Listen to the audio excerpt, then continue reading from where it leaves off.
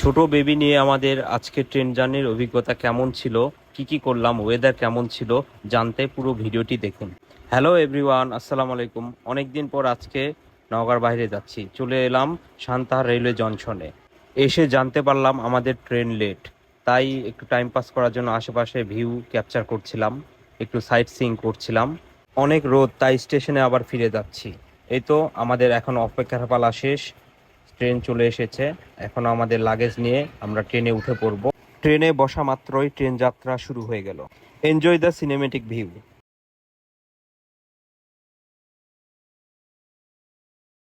ভেবেছিলাম আমার বেবিটা অনেক কান্না করবে, কিন্তু না, সে অনেক এনজয় করছিল।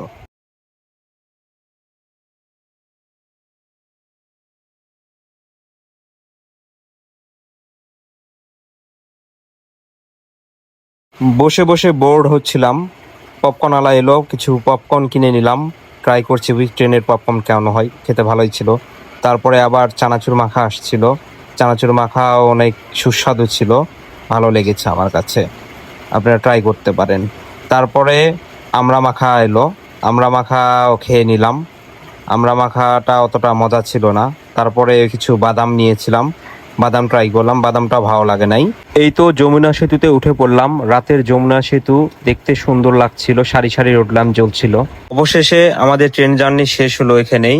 আমরা কমলাপুর স্টেশনে নেমেই কুলি ডেকে ব্যাগগুলো তাদেরকে বুঝিয়ে দিলাম, দিয়ে আমরা হাঁটতে শুরু করলাম। আমাদের গাড়ি স্টেশনের বাইরে অপেক্ষা করছিল, সে দীর্ঘ 2 ঘন্টা ধরে অপেক্ষা করছিল ট্রেন লেট হওয়ার কারণে। এই যে গাড়িতে উঠে বসে পড়লাম, পরেই রওনা দিয়ে দিলাম আমাদের বাড়ির দিকে। মাঝখানে একটি চেকপোস্ট ছিল, টোল দিলাম, টোল দিয়ে আবারও গাড়ি স্টার্ট করে দিলাম। এই যে আমাদের গন্তব্যে পৌঁছে গিয়েছি। আজকের ভিডিও এতটুকুই, আগামীতে আবার দেখা হবে। আল্লাহ হাফেজ।